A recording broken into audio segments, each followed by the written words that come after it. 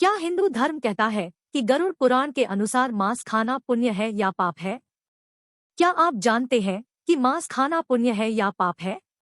हिंदू धर्म का मूल ग्रंथ वेद और पुराण है, जिसमें श्रीमद् भागवत गीता का सार है और वेदों का सार उपनिषद है। वेदों में मांस खाना पाप है और पशुहत्या पाप है। उसमें कुछ प्राणियों का मांस खाने का उपचार भी बताया गया है। यजुर्वेद कहता है कि लोगों को परमात्मा को सभी जीवों से अपने आत्मासमान मानना चाहिए।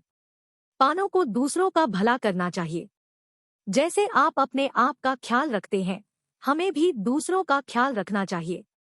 यही अर्थवेद कहता है कि जो कुछ आप चावल, गेहूं, दाल आदि खाते हैं, वह आपके लिए उत्तम है। आप कभी भी प्राणी या नर को मार नहीं डालेंगे। ऋग्वेद में भी कहा गया है कि गाय जगत की माता है और उनकी रक्षा करना समाज का सुधार है।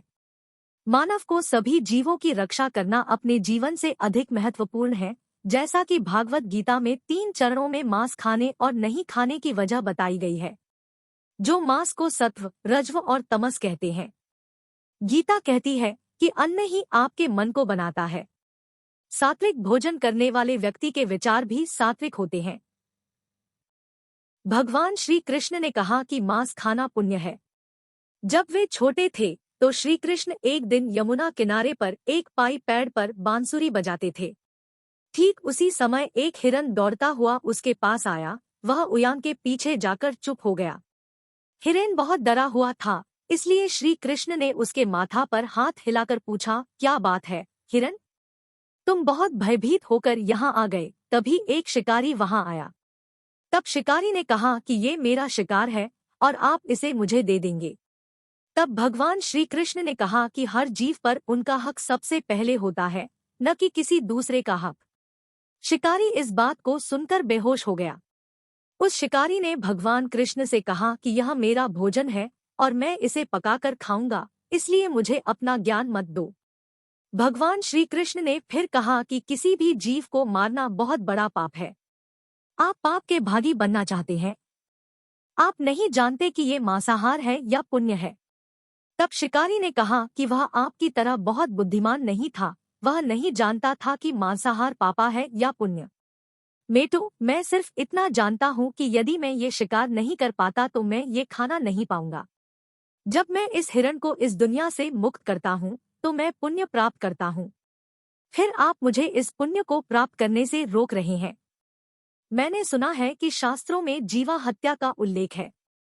जब राजाओं ने शिकार किया था तो ये पाप नहीं था, क्या अब तुम भोगी हो?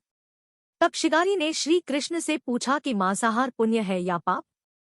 तब भगवान श्री कृष्ण ने शिकारी से कहा कि वह मांसाहार खाकर अपनी वृद्धा को मार डाला है। इसमें सोचने और विचार करने वाले भी विचार उसके अंदर नहीं है, बल्कि पूरी तरह से नहीं समझते हैं, इसलिए शिकारी ने इसे पूरी तरह से समझा। तब भगवान श्री कृष्ण एक कहानी सुनाते हैं। एक बार मगध में अकाल की वजह से खेतों में अन्न उत्पादन कम हुआ। तब वहां के राजा चिंतित हो गए और सोचते रहे कि अगर इस समस्या का समाधान नहीं हुआ तो कोठार के बहरे हुए अनाज भी कम हो जाएगा और फिर संकट और भी बढ़ जाएगा। राजा ने इस समस्या को हल करने के लिए मंत्रियों, सभी राजदरबारी और मंत्रिपरिषद को राजदरबार में बुलाया। अब हम इस भुखमरों की समस्या को दूर करने के लिए क्या करें? मंत्रीगण यह सुनकर सोचते रहे कि गेहूं और चावल उगाने में बहुत समय और कठिनाई लगती है। राजा ऐसे में कोई भी सस्ता नहीं हो सकता। मंत्री ने तुरंत कहा कि करने वाले महाराज ने कहा कि सबसे आसान उपाय मांसाहारी है। ये धन खर्च नहीं करेगा और समय बर्बाद नहीं करेगा। सब इसमें सहमत है। तब राजा शांत होकर सबकी ओर देखता है। मंत्रिपद ने कहा कि मैं मांस को सबसे सस्ता वस्तु नहीं मानता। कल फिर भी मैं इस विषय पर मैं आपको बताता हूँ। उस मांसाहार हर के घर जाकर प्रधानमंत्री ने पुह से कहा कि संध्या को महाराज बीमार हो गए और उनकी हालत बहुत खराब हो गई है। तब वैद्य ने कहा कि अगर कुछ को शक्तिशाली प्राणी का मांस मिल जाए तो वह जल्दी ठीक हो जाएगा। तब उसने कहा कि तुम सब कुछ मांग सकते हो, लेकिन शिकार ने कहा कि मैं तुम्हारा हथियार निकालकर राजा को दे देता हूँ, जिससे वह दुखी हो गया। तब उसने राजा को मांस खिलाया, जिससे राजा स्वस्थ हो गया और सब खुश हो गए। यह शिकारी को बहुत प्रभावित करता था और वह कहने लगा कि वह आज ही का मांस खाने में छोड़ देगा। इसलिए मित्रों, इस कहानी को जानने के बाद आप पर निर्भर करता है कि आप कौन सा भोजन खाना चाहते हैं या नहीं। विज्ञान भी मानता है कि मांसाहार से अधिक शाकाहार खाना चाहिए। यदि आप वैज्ञानिकों को मानते हैं तो शाकाहारी भोजन हमारे शरीर को कई प्रकार की शक्ति देता है और इसे मजबूत बनाता है। हमारा पाचतंत्र हमारी बुद्धि बढ़ाता है। लेकिन कुछ ग्रंथों ने मांसाहार को बहुत ही बुरा बताया है। आप जानवरों को मारकर खा रहे हैं और उनकी जान बचाने का कोई मौका भी नहीं मिलता है। हम प्राणियों का शिकार करते हैं। इस जन्म या अगले जन्म में ये मनुष्य नहीं होगा। मित्र, हम उम्मीद करते हैं कि आपके बहुत से भ्रम टूट जाएंगे।